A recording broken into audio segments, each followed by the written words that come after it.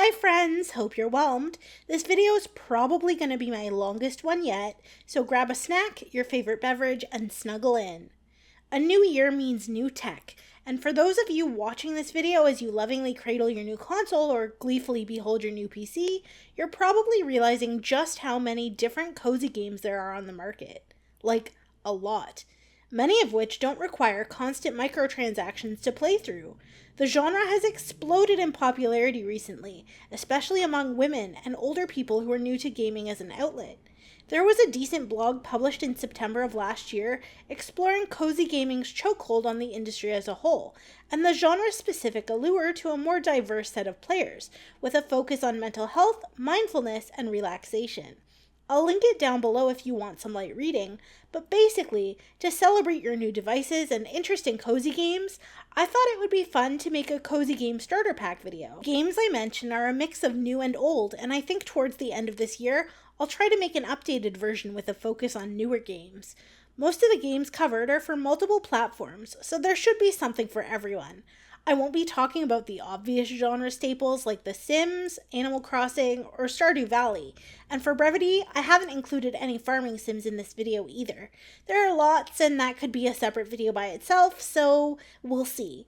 For now though, let's focus on these new to you games. First up, if you enjoy games like Episode or Love Island on your phone, you'll love the fact that Arcade Spirits is a fleshed-out dating sim with customization, 7 potential romances, and no pesky demands for diamonds or tickets to get access to the whole story. That's right, you'll only have to pay once and you'll get to replay the game as many times as you want, exploring different choices that will ultimately shape your character's story. Before you ask, yes, I'm looping trailer footage while I talk, because I accidentally deleted something necessary for the game to run, and now it doesn't. Learn from me. So anyway, you exist in an alternate universe where arcade gaming reigns supreme, but everything else is pretty much the same.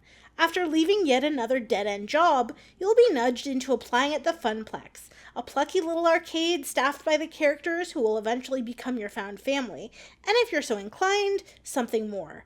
You'll rally together to save the Funplex from being swallowed up by a corporate competitor, learning about true friendship on the way. You don't even have to pursue a romance if you don't want to, but if you do, there are multiple unique endings for you to unlock and hours of playtime just waiting for you. Now I know what you're gonna say.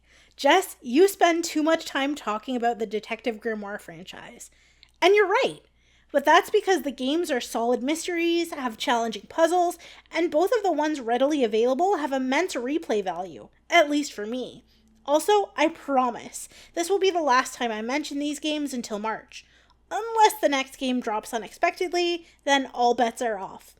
If you've never heard of the Detective Grimoire games, here's why you might want to.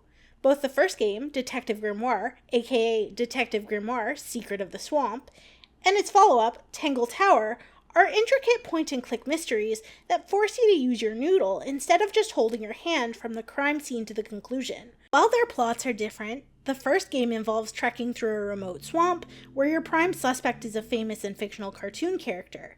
The second one, on the other hand, is a sprawling family drama featuring a cast of eccentric, if imperfect, suspects. Both games share some of the same themes, and I definitely recommend starting with Detective Grimoire first because there are little Easter eggs dusted throughout Tangle Tower. The humor, music, atmosphere, and characters are all so memorable, you'll be thinking about them long after you've finished. I want to tell you it's possible to completely ignore nostalgic attachment to childhood things in cozy games, but I'd be lying right to your face, so there's no point. Besides, Dreamlight Valley is actually fun. It's also worth mentioning right up front that this game does have microtransactions, but the store mostly sells cosmetic items or bundles with cute little side quests that don't impact the main story, and it's not obnoxious or flashy, so pretending it's not there is pretty easy. Dreamlight Valley is a cozy game like Animal Crossing that sees you befriending heroes and villains from Disney's expansive catalog of iconic characters, as you work together to restore the valley after a terrible curse called the Forgetting swept through and destroyed it all, leaving Dreamlight Valley's residents with temporary amnesia and a growing sense of despair. Dreamlight Valley is the perfect choice for someone new to cozy gaming because it blends the most popular aspects of it with a gentle narrative focused on self-care and mental health, ensuring that you get a little bit of almost everything. farming, fishing, mining, crafting, decorating, character customization, and a friendship system with quests that push the main storyline along. Also, let's be real, I just really like hanging out with Disney characters. I've put hundreds of hours into the base game alone, and I'll be restarting it again soon just to experience the magic all over again. If you can't get enough of Dreamlight Valley, remember that it currently has 2 expansion passes, a Rift in Time and Storybook Vale, that offer new characters, biomes, and new stories to share. There's also a multiplayer mode, though I don't make use of it. While you can spend real money to get Moonstones, the in-game currency you spend in the shop, you don't have to. Moonstones can be earned by participating in Dream Snaps, or finding the daily drops in chests that spawn around the valley. I've never actually bought Moonstones. I have used the shop though, and I appreciate that it's tucked away and not obnoxiously flashing in your face every time you play. I know it's there and only interact with it when I want something. Lemon Cake has, once again, ended up in the middle of the list.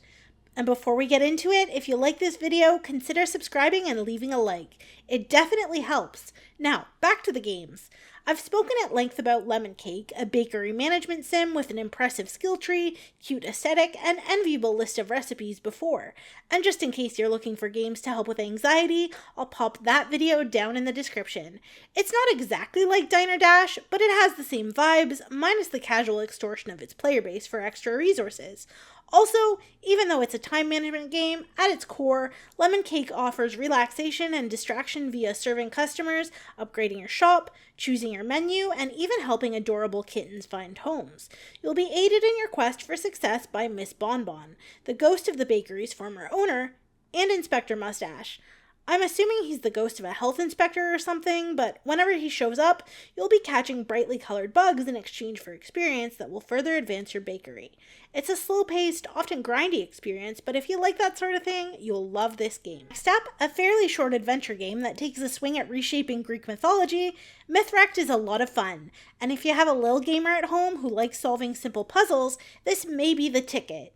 You play as Alex, a young woman who finds herself shipwrecked on the mysterious Ambrosia Island, a place populated by superior tech called an Ambrosia Dex, and a handful of amnesiac Greek gods who can barely help themselves, let alone return Alex to safety.